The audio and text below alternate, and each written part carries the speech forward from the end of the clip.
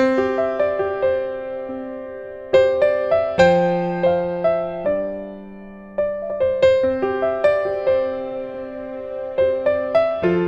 दोस्तों, एग्जाम नीति के यूट्यूब चैनल पे आप सभी लोग का एक बार फिर से स्वागत है। आज के इस मॉक टेस्ट में हम लोग टोटल 30 क्वेश्चन करने वाले हैं जीएस के। और इस वीडियो के लास्ट में एक क्वेश्चन मैं आपसे पूछूंगा, तो उसका आंसर भी आप कमेंट करके बता सकते हैं। साथ ही साथ इन 30 में से आपने कितने का आंसर सही दिया है ये मुझे बताइएगा। आज के जो क्वेश्चन हमारे रहेंगे वो एग्रीकल्चर, इसके अलावा geography, history and world history के क्वेश्चन हैं कुछ, और ज्योग्राफी से रिलेटेड।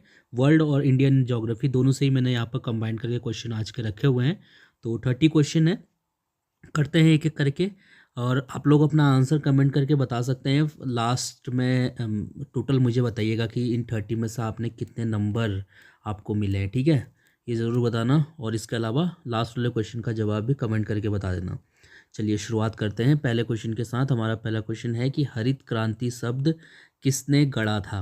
हरित क्रांति शब्द आप बहुत बार सुनते होंगे, तो ये सबसे पहले जो ये शब्द था ये कहाँ से आया था, इसको किसने दिया था। William Gaud, Charles Elton, Eugene Odum या एम.एस. स्वामीनाथन। हरित क्रांति किसने गढ़ा था ये शब्द, तो इसका सही आंसर है ऑप्शन ए वाला, यानी कि विलियम गॉड। विलियम गॉड ने सबसे पहले हरित क्रांति शब्द का प्रयोग किया था 1968 में। और ये निदेशक हुआ करते थे उस वक्त जो United state agency for international development है। ये काम क्या करती है, जो United state agency for international development है, इसका मेन काम है ये मतलब जो अलग अलग देश हैं उनकी मदद करती है, उनको गरीबी से बाहर निकालने के लिए। इसके अलावा अगर किसी का प्राकृतिक आपदा आती है किसी देश में, तो वहाँ पर ये उन चीज़ों में भी मदद करती है, ठीक है। और भी मतलब अलग अलग क्षेत्रों में ये मदद करती है। तो विलियम गॉड ने सबसे पहले हरित क्रांति शब्द का प्रयोग किया था, ठीक है। चलिए अगला क्वेश्चन है हमारा कि खरीफ की फसल किस समय बोई जाती है। मैंने एक अलग से एग्रीकल्चर की वीडियो बनाई थी, और उसमें मैंने आपको काफ़ी बताया था। करीब 2-2.5 लाख लोगों ने देखी है वो वीडियो, तो आपने भी अगर देखी होगी तो आप बता सकते हैं कि खरीफ की फसल किस समय बोई जाती है। उसमें मैंने डिटेल से आपको सभी चीज़ें समझाई थी।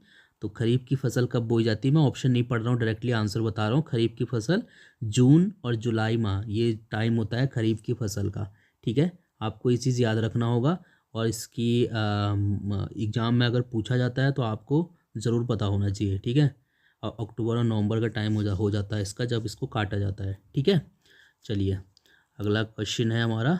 अगला क्वेश्चन है कि धान, मक्का, ज्वार, बाजरा आदि फसलें हैं, ये कौन सी फसलें हैं। धान, मक्का, ज्वार, बाजरा। जब एग्ज़ाम में आपसे पूछा जाता है तो इतने सारे ऑप्शन, मतलब इतने सारे चीज़ें एक साथ नहीं पूछता। क्या पूछ लेगा, धान जो है कौन सी फसल है, ठीक है, या फिर ज्वार जो है कौन सी फसल है, तो ऐसे पूछ लेता है। तो यहाँ पर क्योंकि ये सब एक ही टाइम की फसलें हैं, इसलिए मैंने सभी लिख दिए हैं। तो धान, मक्का, ज्वार, बाजरा, ये सभी जो है ये खरीफ की फसलें हैं। तो ऑप्शन डी वाला यहाँ पर से सही हो जाएगा, ठीक है, याद रखिएगा। इसके अलावा जो मूंगफली है या फिर अरहर है या उड़द है, जो दाल है, मतलब ये सभी भी जो है खरीफ के अंदर आते हैं, ठीक है। चलिए अगला क्वेश्चन है हमारा, रबी की फसल की बुआई कब होती है। रबी की जो फसल होती है वो कौन से मंथ में, मतलब इसकी बुआई की जाती है। अक्टूबर, नवंबर, मई, जून, जुलाई, सितंबर या इनमें से कोई नहीं। तो रबी की फसल की बुआई होती है कब, अक्टूबर नवंबर में। सो ऑप्शन ई वाला यहाँ पर से सही है, ध्यान रखिएगा। अगर रबी की फसलों की अगर हम बात करते हैं तो इसमें एग्जाम्पल के तौर पे अगर आप लेंगे तो गेहूँ, इसके अलावा मटर हो गया या फिर आलू हो गया, ये सभी मतलब इसमें आते हैं। सरसों भी इसी के अंदर आता है, ठीक है। चना वगैरह भी सब जो है रबी की फसल में ही आता है। अक्टूबर नवंबर जो है इसका टाइम है बुआई का। कटाई फिर वही मार्च अप्रैल में होती है इसकी, ठीक है। इसके बाद अगला क्वेश्चन है हमारा कि राष्ट्रमंडल के महासचिव चुने जाने वाले पहले भारतीय कौन है। राष्ट्रमंडल जो है संस्था, उसके पहले महासचिव, मतलब भारतीय महासचिव कौन थे, ये हमें यहाँ से बताना है। कृष्णमूर्ति, गोपाल स्वामी, राकेश शर्मा या कमलेश शर्मा। तो राष्ट्रमंडल के जो पहले महासचिव थे उनका नाम था कमलेश शर्मा। कब चुने गए थे ये, 2008 में चुने गए थे ये महासचिव। इनका पहला कार्यकाल 2008 में था। उसके बाद फिर जैसे ही ये खत्म हुआ, मतलब इनका कार्यकाल खत्म हुआ, उसके बाद फिर से जो है अगले कार्यकाल के लिए इनको फिर से महासचिव बनाया गया था राष्ट्रमंडल का, ओके। इसके बाद क्वेश्चन नंबर 6 है कि जायद की फसल कब बोई जाती है। जायद की फसल कब बोई जाती है ये हमें बताना है। अक्टूबर, नवंबर, मई, जून, जुलाई, सितंबर या इनमें से कोई नहीं। जायद की जो फसल है वो मई जून माह में बोई जाती है। और जायद की फसल के एग्जाम्पल अगर आप ले लें तो तरबूज या खरबूज जो होता है वो हो गया, और ककड़ी वगैरह हो गया, इसके अलावा धान वगैरह हो गया। ये सब जो है जायद की फसल के एग्जाम्पल है। ये सब याद रखने वाली चीज़ें हैं क्योंकि एग्जाम में पूछी जाती हैं। फसलों के फसल दे दी जाएगी, जैसे कि मान लो धान दे दिया, कौन सी फसल है, या फिर तरबूज है कौन सी फसल है, तो आपको बताना होगा। ठीक है, तो इस चीज़ को यहाँ से याद रखिएगा आप। अगला क्वेश्चन है क्वेश्चन नंबर 7। जमुना एक किस्म है, किसकी किस्म है ये जमुना? गेहूँ, चावल, आम या सेब? किसकी किस्म है ये? तो जमुना जो है ये गेहूं की किस्म है। ठीक है, गेहूं की और कौन कौन सी किस्म होती है? जया जो है वो गेहूं की किस्म है। इसके अलावा कावेरी हो गया। ठीक है, ये सभी यही, हंसा है, ये सभी गेहूं की किस्म है। अगर आपने इससे पहले एक मतलब जो मैंने एग्रीकल्चर से रिलेटेड वीडियो डाली थी वो नहीं देखी है अगर आपने, तो आई बटन पे मैं लिंक दे दूंगा, आप देख सकते हैं। 2-2.5 लाख लोगों ने देखी है वो, और उसमें मैंने काफ़ी डिटेल से ये बता रखा है कब काटा जाता है, कब बोया जाता है, और एग्जाम्पल भी मैंने बता रखा है फसलों का।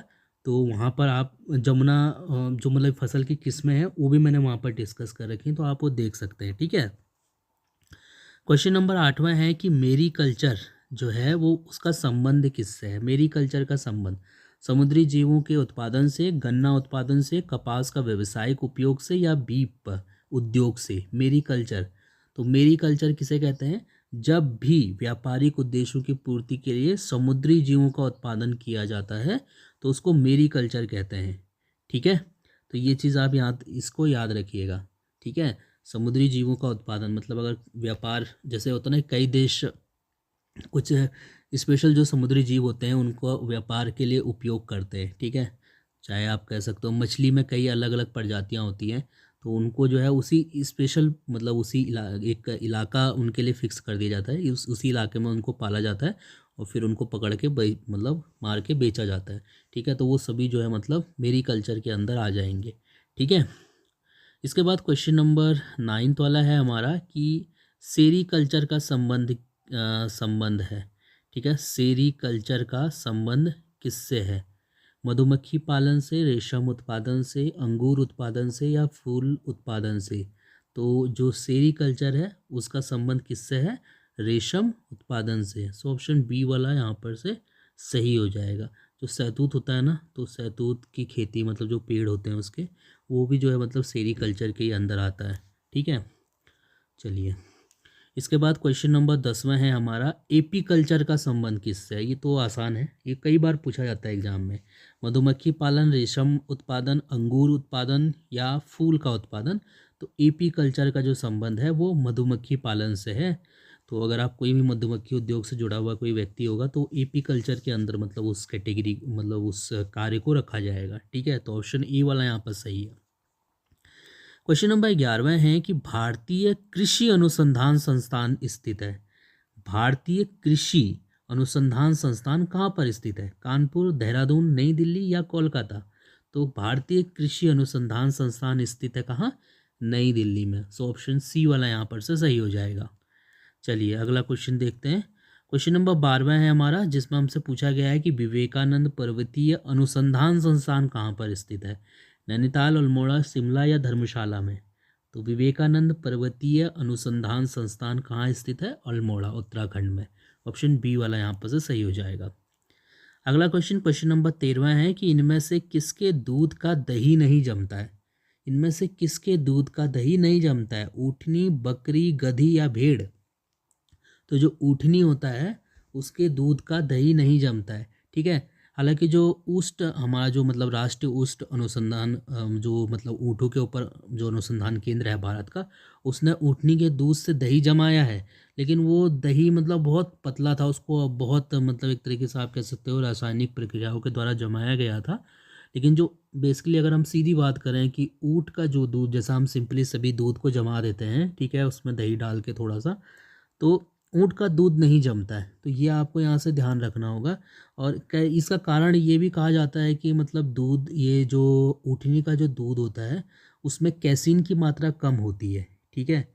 कैसीन की मात्रा उसमें काफ़ी कम होती है, मतलब और दूधों की उपेक्षा, चाहे हम गाय के दूध की बात करें तो उनकी उपेक्षा कम होती है। तो कहा जाता है कि कैसीन का मतलब काफ़ी एक तरीके से आप कह सकते हो कि असर होता है दूध का दही बनाने में, ठीक है। तो इस वजह से भी कहा जाता है कि इसका दही नहीं जमता। तो ऑप्शन ए वाला यहाँ पर सही हो जाएगा।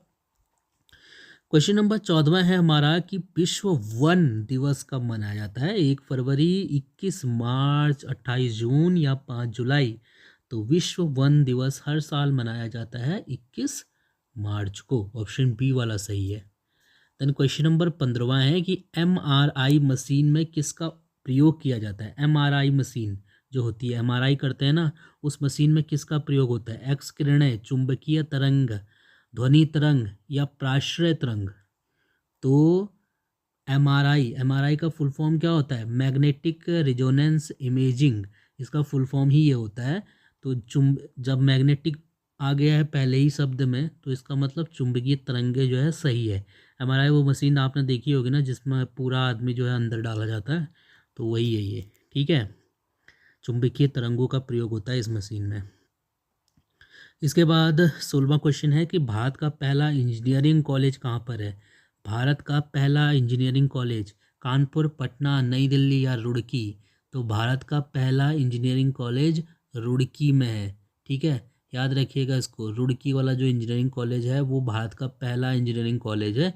1949 में इस इंजीनियरिंग कॉलेज को मतलब विश्वविद्यालय का दर्जा दिया गया था, और फिर 2001 में इसको आईआईटी का दर्जा दिया गया। तो जो आईआईटी कानपुर आप बोलते हो ना, वो पहला इंजीनियरिंग कॉलेज है भारत का, ठीक है। सॉरी, आईआईटी रुड़की जो आप बोलते हो वो पहला इंजीनियरिंग कॉलेज है भारत का। मैंने कानपुर बोल दिया था शायद।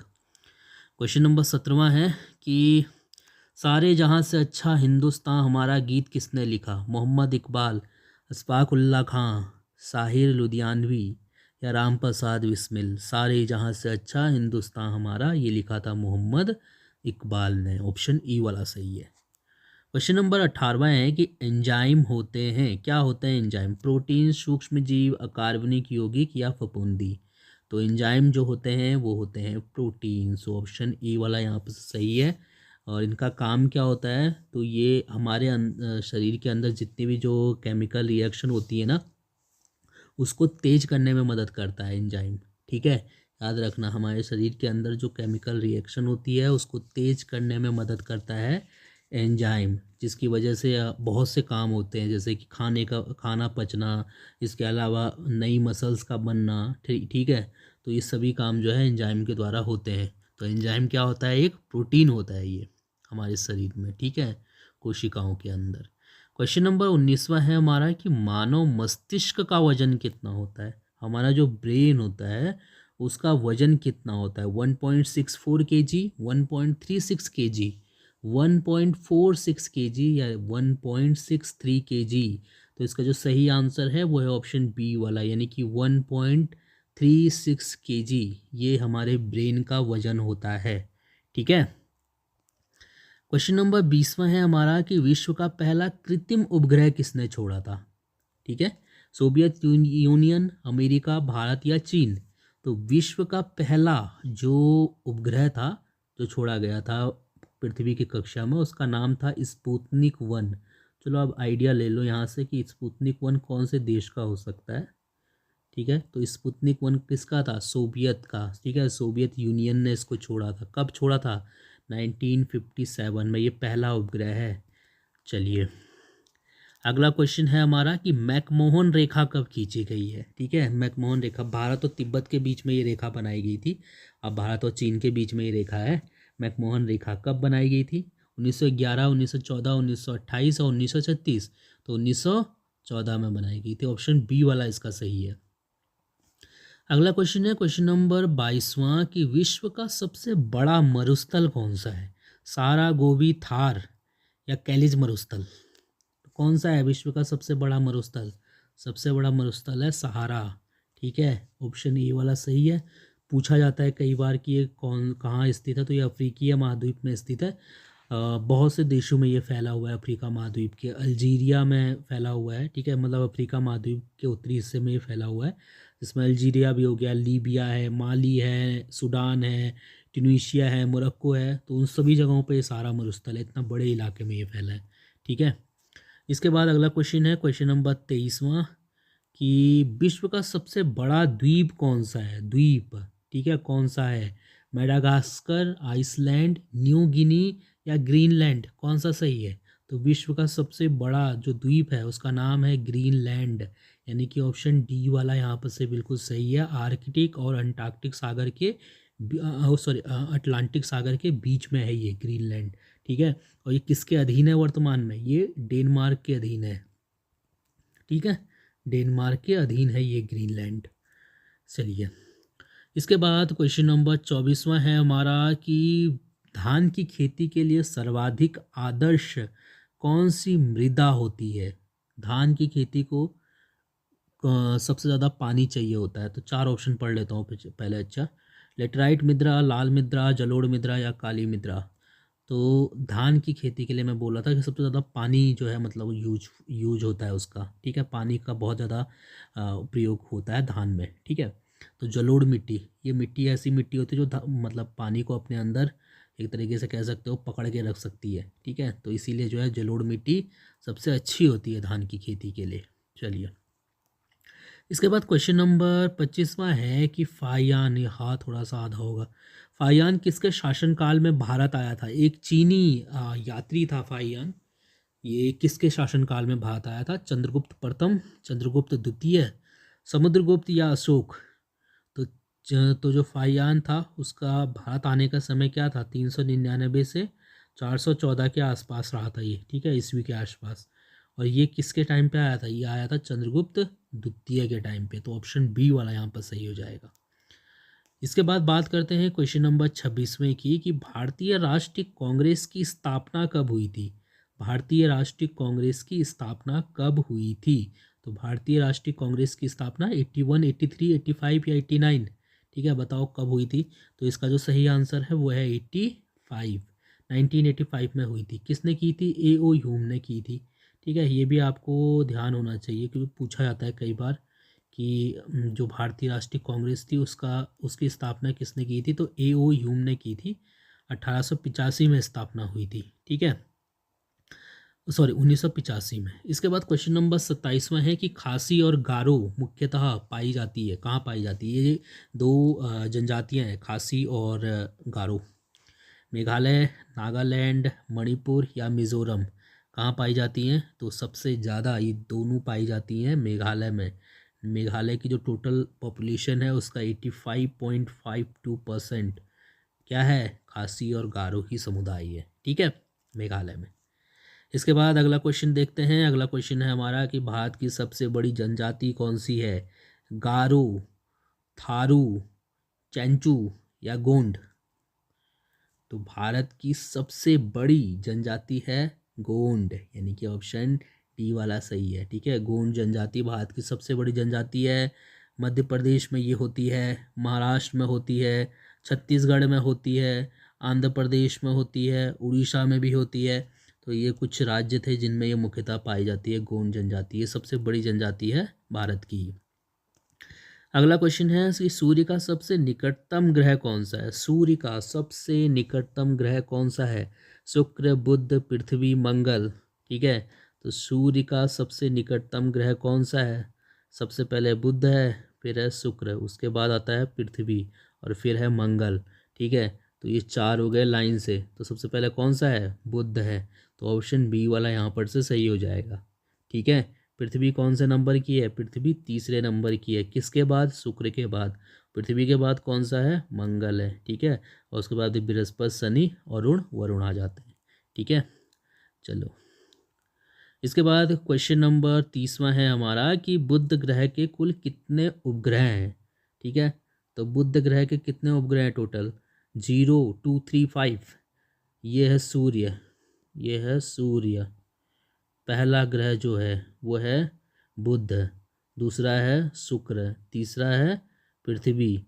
तो ये जो दो ग्रह हैं इनका कोई भी उपग्रह नहीं है, यानी कि बुध का भी नहीं है, शुक्र का भी नहीं है, ठीक है, जीरो हो जाएगा। तो ऑप्शन ए वाला सही हो जाएगा। कहते हैं कि इनके उपग्रह हुआ करते थे कभी, लेकिन क्योंकि उपग्रह छोटे होते हैं इसलिए सूर्य ने अपनी तरफ खींच दिए, ठीक है।